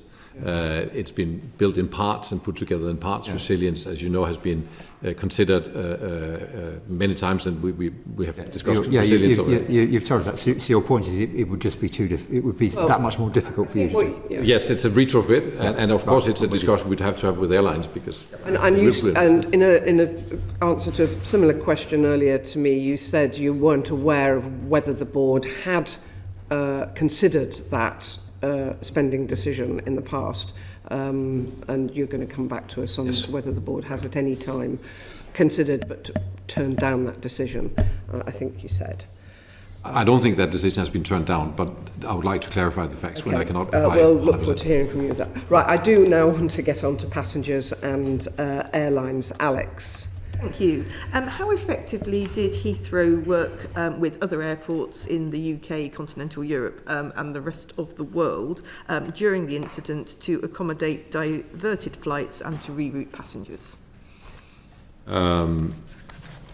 The air traffic control services are handled by NATS, who's responsible for managing the UK airspace, and their standard protocols were used. It is a matter directly between the airspace management and airlines and other airports to facilitate that. We do not have visibility of where aircraft are exactly. It is clearly airlines' wish to manage their own aircraft. So there's not a sort of a process where we coordinate with other airports, because that is the prerogative of airlines to do that. It's their aircraft, and they're not asking us to do it either. Whether a process like that could be put in place, I wouldn't rule out, but I think the most efficient is for NATS to do that via their control center, because they know where the aircraft are and they know where the airlines want them. And we, of course, kept coordination with NATS throughout the process and the event. Yes, so from an airline perspective, the various ops controls of the airlines would have coordinated what to do with those that were already on their way, the 120. As I mentioned a bit earlier, some of them would have gone back to their point of origin. Others would have been diverted, having consulted with NATS as to whether there might be airport capacity within the UK, and then allowing faster access then to London. There were only about 11 spaces available, and on the 7 o'clock call, those were all taken. So that's where airlines were then having to put their aircraft into other European airports and stations, sometimes a bit further afield, such as Newfoundland and various other locations, unfortunately. And to the extent that you know the answer to this one, when do you think that other airports became aware that flights would be heading in their direction? I couldn't tell you exactly, but the ops controls, as soon as they were aware of the situation and the fact that Heathrow was closed, would have been informed via what's called a NOTAM. They would have then been out there trying to find where to put their aircraft. And of course, at that point, they're seeking more information from Heathrow as to how long the closure might be, etc. Thomas Wilbright, the decision to close until midnight, do you think that was taken quickly at an early stage? Yes, it was. The NOTAM, I should have it here, the NOTAM went out, I believe at 1:40 something in the morning, sorry. 44. Yes. Yeah. And why? And why did you make the decision at that stage to say it was all the way up until midnight? Because we would not be safely able to operate the airport, as already discussed. Safely operate the airport at opening. We had no visibility on when we would be able to operate the airport, and our accountable officer, who is the one in charge of taking safety decisions like that, clearly had very little visibility. We still had a blaze going on. We didn't know exactly how long it would take us and what the consequences would be of the shift over that we talked about. And hence, we need to give airlines information that they can actually operate on. We have previously seen scenarios where we say, well, we maybe think we're open by so, and then we are not, and then it rolls on, and actually the consequences are much worse than being able to take a decision. Now, as also said, and what was shared with airlines very early in the morning, is that our objective was, one, to be back in operation next morning, but also that we would do whatever we could to be in operation faster. And now just thinking about all the other forms of public transport that normally access the airport, so trains, tube, buses, coaches, what were your conversations with them over the whole period? There are coordination calls with London where all of these entities participate, and so do we, and we kept them regularly updated. I can't remember the sequence, but every 3 hours maybe, so that the entire system, and there you have Department of Transport, everybody is participating. The communication was efficient in the way that we saw very, very few passengers turning up at Heathrow before the ones that were supposed to turn up actually turned up. Okay. Scott. Thank you, Chair. So Nigel, Willie Walsh from the International Air Travel Association, who's normally quite a quiet and unassuming character, said this was yet another case of Heathrow letting down travellers and airlines. And it was a clear planning failure. And I think you've already said you think there's a planning failure here. But what Willie's saying there is this is yet another case of a problem at Heathrow Airport. Is it a problematic airport? Well, yes. I mean, from our perspective, and we've got to look at this with regard to future growth and expansion, investment, etc. We're not sure about the foundations of Heathrow as it stands at the moment. There have been a series of events such as this, and give an example. Sorry. Well, we've had outages during last year where we had 82 baggage system issues through the whole of last year, and thousands of bags misconnecting. And from a point of view of value, as I said before, this is the most expensive airport in the world for passenger charges, and the reality is that we don't get good value for money as airline users and as consumers. And we need to have better surety of that value and the value potential in terms of efficient investment, efficient services, etc. As we move towards expansion, airlines are very supportive of expansion, but it can't be under the existing regulatory framework and model because it's just not delivering the efficiency and value that we would expect. And this when you mean regulation, you mean the way Heathrow is regulated by the government, you think? So Heathrow is regulated by the CAA, and there is basically a 5-year cycle of that regulation. Clearly, there are expansion proposals being tabled, hopefully later this year, and there's some big numbers associated with that, very big numbers, into the kind of 40 to 60 billion. We cannot go in that direction without a fundamental review of the economic model of Heathrow, because at the moment the charges today are about £25 per passenger. That's £50 per passenger for a long haul flight. We think with rates and the business rates that could increase by another £5 to £6 in 2026. So there you're straight into kind of £30 plus. And then the next regulatory cycle, it could be another £5 to £10. The numbers are going in the wrong direction already. If we then add on 40 to 60 billion onto the regulated asset base, it just won't be affordable, and we'll have a white elephant, frankly. Willie's comment is absolutely right. We need to get a grip of this situation with Heathrow, and we need to have an airport that we can all be proud of and that really delivers great value to the economy.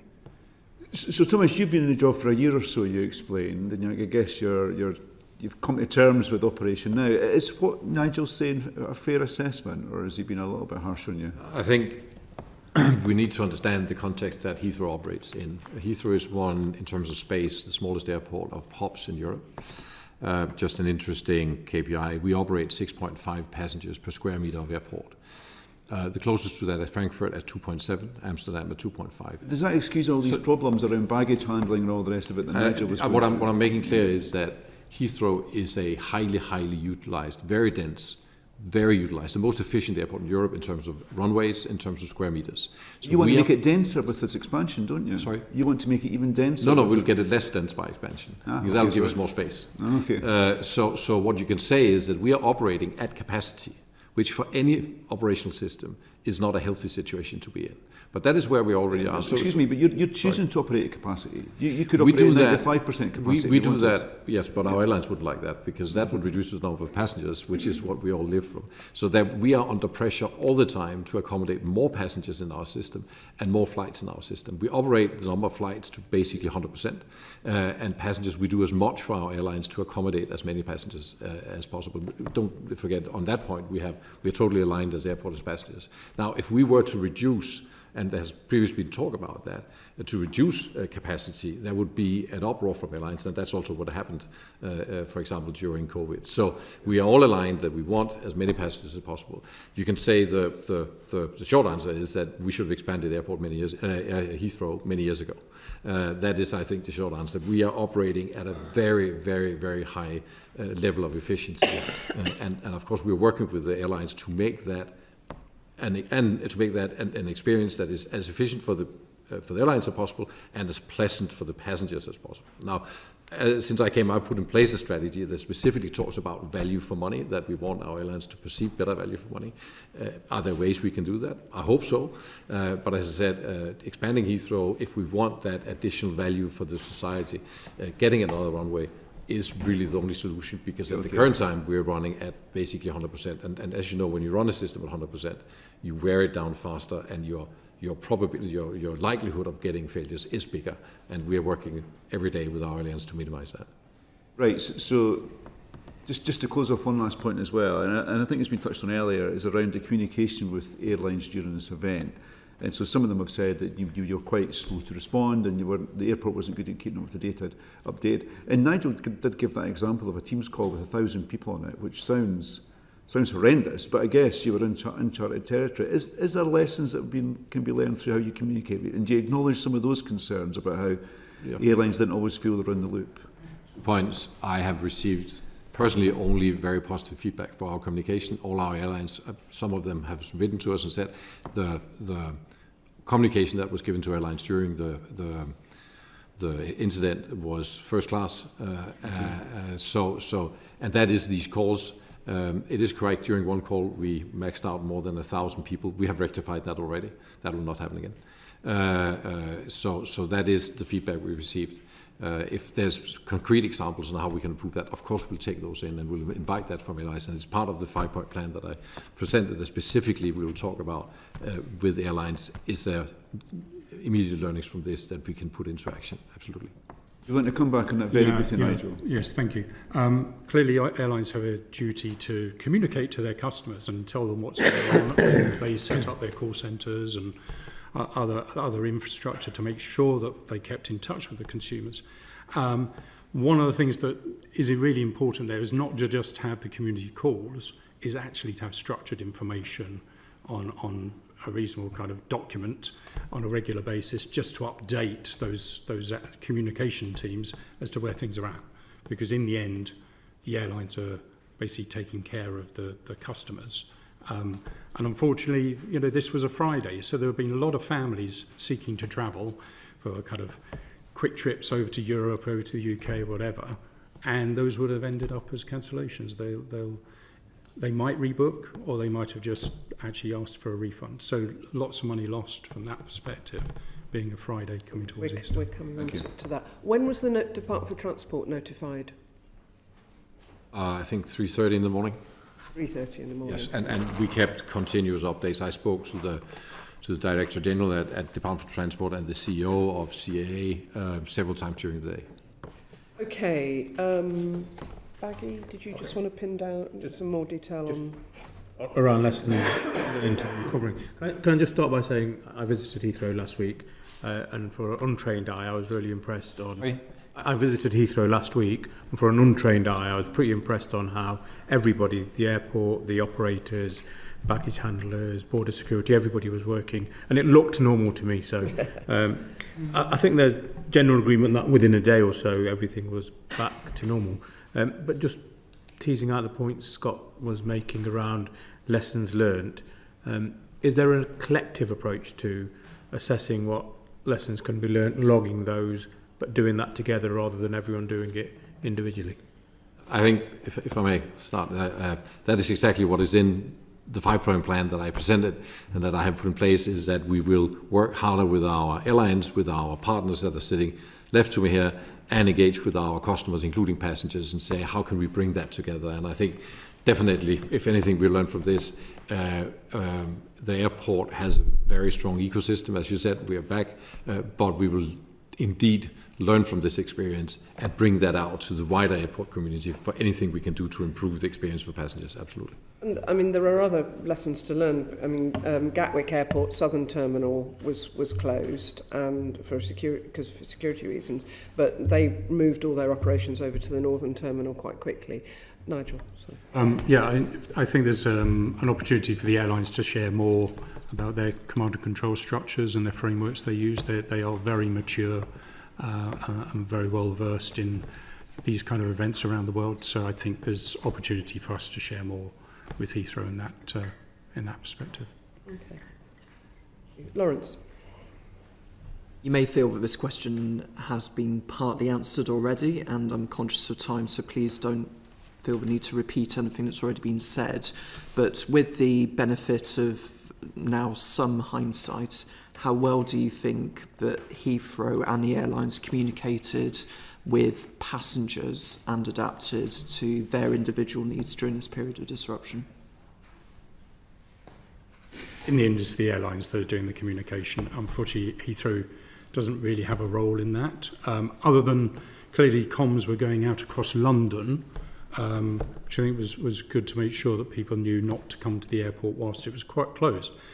The airlines then provided a lot of information out to their customers, and yes, fairly sophisticated structures on that, both in terms of use of phones, etc., but also command and control structures and call centres to back up any queries. Just to check, you said unfortunately Heathrow doesn't have a role. Do you think that there's a change to be made there? I think there's something to be investigated there as to whether Heathrow should be more consumer and customer aware in that sense. I mean, there's often conversations that it's Heathrow's customers and there's the airline's customers, but in the end, the travelling public, and we need to make sure that all the appropriate parties are communicating with that community, and they're well informed as to where things are going to be. Would you like to respond to that? Yes, I think, first of all, I like to look at the outcome. Was communication effective? Very few passengers came to the airport when they shouldn't. The passengers who should come came as they should. And on the following day, passengers turned up as they were supposed to. So I think the outcome was the right one. We can always look for improvements, but we do not have the names, don't forget. We don't have the names of passengers. Airlines have that.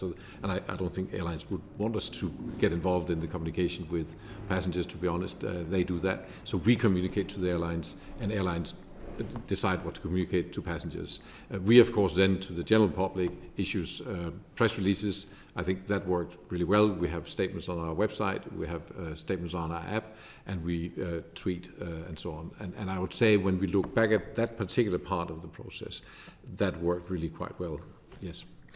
But just coming back on that, that's why structured information is really important, because if you're an ops control member of staff in Malaysia, and you're trying to figure out, right, what is it we need to be telling our customers in terms of their flights today, you need to have that structure rather than just a deluge of information that might come on a community call.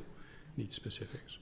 2 questions on compensation for passengers. The first is that while some people will be reimbursed for cancelled journeys, most passengers will not be entitled to compensation.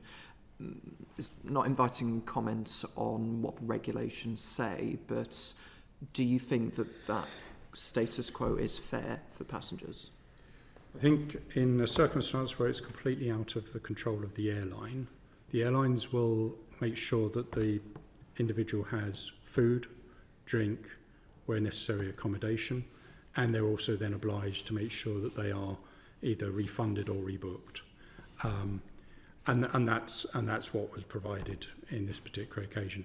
I don't think it's fair on the airlines to then pick up on compensation for a situation they didn't cause, and normally that's clearly an issue with regard to acts of God, and in this case it was a supplier that had failed. So yeah, that's the perspective. Are you done with your questions?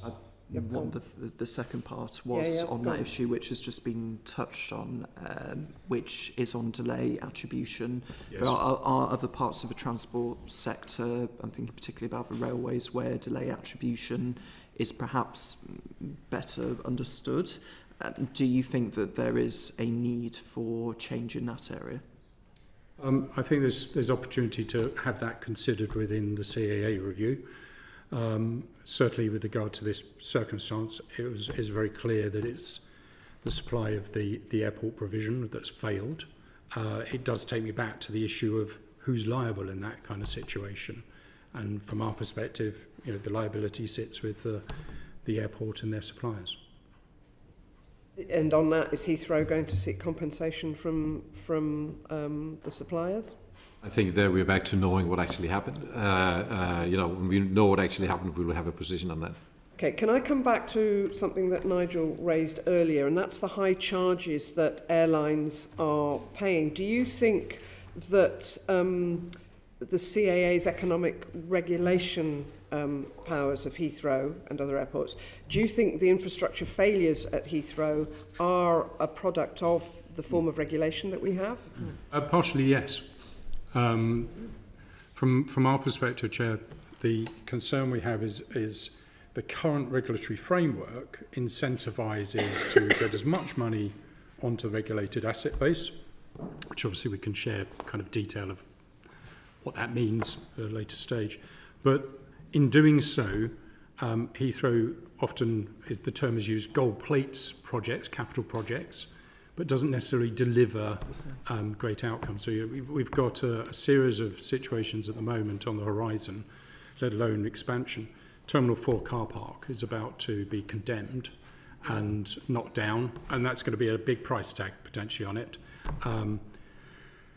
I don't know how that's going to impact the operators that are in T4 at the moment. And, that's a consequence of possibly bad infrastructure being developed some time ago, but there might be examples of that in more recent times as well.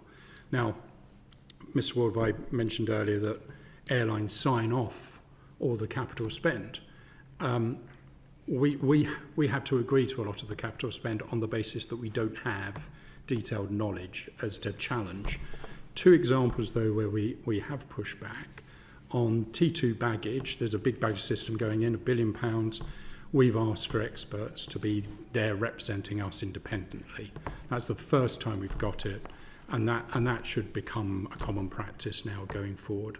And then on another project recently, it's got to be a big spend of about 250 million, and suddenly that was halved when I'd been pushing back to understand exactly what was that 250 million going to be spent on.